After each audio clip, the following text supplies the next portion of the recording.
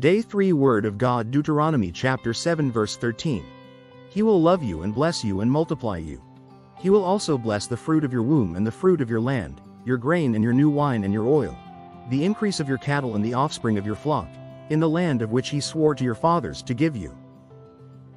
Deuteronomy is primarily a series of speeches by Moses to the Israelites just before they enter the Promised Land. It serves as a reminder of God's covenant with Israel and outlines blessings for obedience and consequences for disobedience. He will love you and bless you and multiply you, reaffirms God's covenantal love and promise of blessing to the people of Israel. It emphasizes God's intention to multiply their numbers and ensure their prosperity. He will also bless the fruit of your womb and the fruit of your land, specifies the blessings that God promises to bestow upon the Israelites. This includes fertility and abundance in both their families, offspring, and their agriculture, harvests.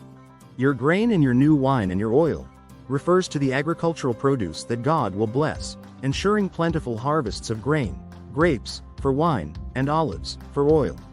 The increase of your cattle and the offspring of your flock extends God's blessing to include their livestock, ensuring their herds and flocks multiply and prosper. Throughout Israel's history, God fulfilled his promise of blessing through various means.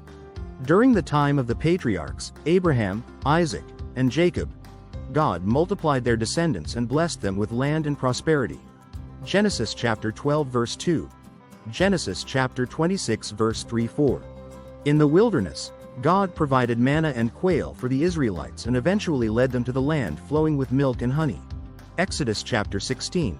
Exodus chapter 33 verse 3.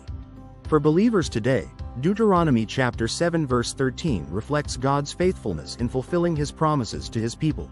While originally addressed to ancient Israel, the principles of God's covenantal love, blessing, and provision apply universally. This verse challenges us to trust in God's provision for our lives, both materially and spiritually. It encourages us to be faithful and obedient to God's commands, knowing that he rewards those who seek him diligently.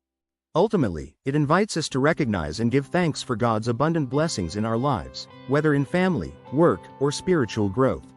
God bless you and give you grace after grace.